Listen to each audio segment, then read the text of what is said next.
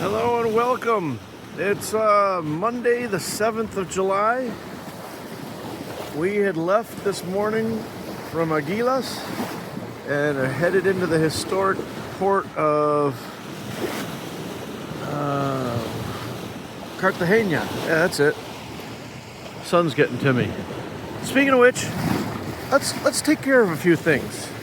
Gotta clear up a few things.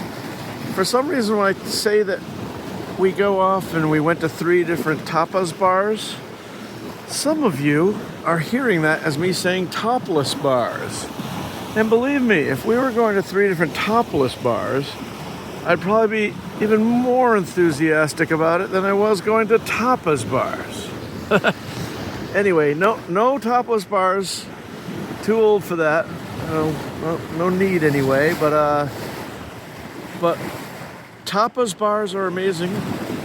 Traditionally in Spain, there are parts of Spain that handle tapas differently, and other people call them pinchos. You go up north, and anyway, you can order a glass of wine, a vermouth, a cocktail, or a beer, and they'll just bring you a little thing that's free on the house, and each time you drink, you get another tapa, and those are usually from tapas bars. So that's what tapas are. Another thing is that some of you say, boy, all you guys do is motor. And you know what? That's partly true. In fact, we are motoring right now. But that's just because we just lost the wind. But all morning we've been sailing. And there's a couple things that happen here. First of all, they say in the Med there's either too much wind or not, or there's no wind or too much wind. So that's made it a little difficult for us at times. But when we're having a really beautiful sail, I usually don't pull out the camera. But, and we're trimming the sail and we're paying attention, that sort of stuff. But when the autopilot's running and Bruna's at the helm and the engine's pushing us along the last 4 or 5 miles into Cartagena, we're not sailing. There's not enough wind to hold the sails up right now. So that is the case. But don't think that we don't sail at all. We sail as much as we can. Just that sometimes it's more important to keep going. Don't want to be on a schedule, but we do have. We've got to keep moving. The next thing that I have to do, schedule-wise, is one of my favorite cousins, who's an Ecuadorian national who works for the UN. She and her husband actually live in Switzerland, but they have a house in Valencia, and they're flying in there on the 16th. So we're making our way. We got to get to Valencia for the 16th to see them. So I'm really looking forward to that. And then after that, we want to see as much as we can, but still be able to get out of the Med right around Christmas time, when right around the time of the Christmas winds, and then the trades start to fill in. So that's kind of dictating how much we're going to see. I have this wonderful route of where I want to go and get as far east as Turkey. And the more I do this, the more I realize that's really unrealistic. I mean, we could do that if it's a race, but it's not a race. I'm supposed to be enjoying this. Isn't that a cool fishing boat over there? I don't know if you can see that on the camera here or not. Really cool fishing boat just chugging along. But it's not a race. We're supposed to be enjoying ourselves. We're supposed to be, I don't want to just get to the next harbor, go to sleep, get up in the morning, and get to the next place. We're not covering ground. We're supposed to experience the culture, meet the people, eat the food, dance in the streets. And we've been doing that. And of course, it slows the whole timeline down. So the idea that I'm going to get all the way over there is looking worse and worse and worse. So right now, I'm hoping that if all goes well, we'll at least get to Greece.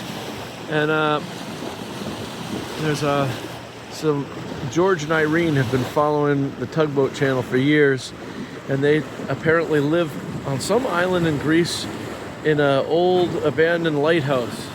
And for years they've been saying, come to Greece, we'll drink ouzo. Well, guess what? We're going, and hopefully we'll find them, and hopefully we'll get that far, and we can check that off the list too. But getting back to Malta and Tunisia, who knows? If we can do it, we will. but I don't want to be a slave to a schedule. You know, like I say, it's really been hard for me adjusting from working commercially, where our whole life was about schedules, to just relaxing and cruising. You know, the life of a cruising liveaboard. So, trying to experience more stuff. We've heard from a guy in San Pedro that Cartagena is a very old city, but it's supposed to be not very pretty, he says, and everything's really run down. He didn't recommend it, but that's his opinion. It may be, but we can go and try it out anyway. So I think we're going to get in there probably around 3 or 4 in the afternoon. The light looks really nice right now, but it's almost 3 o'clock right now, I think. I don't know. I haven't really been keeping track of these things. But we'll get in there, and apparently all the museums and all the stuff that we want to see are closed on Monday anyway. So we'll get in, we'll get the boat watered up and the garbage off and all that sort of stuff and get settled in. And then maybe tomorrow morning we'll go off early and start hitting all the sites that we want to see on land, and maybe spend one more night before we head off. That's about that. In other news, let's see, what else did I have to tell you? I wanted to tell you that. There's a couple other things I wanted to clear up too. Yeah, so people asked about our itinerary, and that's kind of it. The big dream itinerary might have to be reeled in a little bit, only because of time constraints. That we want to spend more time in areas that we like. So that's going to be interesting. What else? I should have written a list when I was getting ready to do this, to say we could talk about clear this, and this up. I know people were thinking that I was saying topless bars. People were thinking that we were motoring everywhere. So as we've been going east, things have been getting more expensive. I think the last marina we stayed in was, I think, like 37 euros a night or something like that. And this one's actually, I think, 77 euros a night, I think, something like that. So it's just about $90 US. Probably with all the taxes and fees, it'll be $100, which it seems very expensive after the deals that we've had before, but still about half of what I've been paying in the US. So excited about that.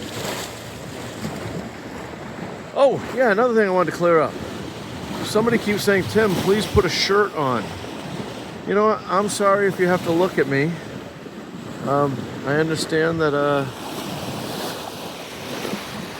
I don't exactly have an Adonis physique, but it's really, really hot. Even out here in the ocean, it's really, really hot. So those of us that can get away with just wearing shorts do. Me and Runa are in shorts. The 3 Irish lads that we hung out. By the way, they all came up for dinner last night. We had such a good time. We hung a projection screen off of the dinghy lift, and I put my projector up there, and drank beers, and we watched Chasing Bubbles together. They had never seen it, because they're kind of doing the reels. They are actually doing what Chasing Bubbles did. So that's kind of cool. If you haven't seen Chasing Bubbles, shoot me a comment, and I'll send you a link to it. It's an amazing free movie. It's a real story, and I had wanted to sail around the world before I saw that movie, but that's when people say, what are you doing? I have them watch the movie, and it kind of really explains about you can sail around the world and never step foot on land and try to set some record. I have no interest in that. I want to go where people aren't used to seeing people like me, and I am not used to seeing people like them. I want to learn different languages, eat different foods, and listen to different music, experience different cultures.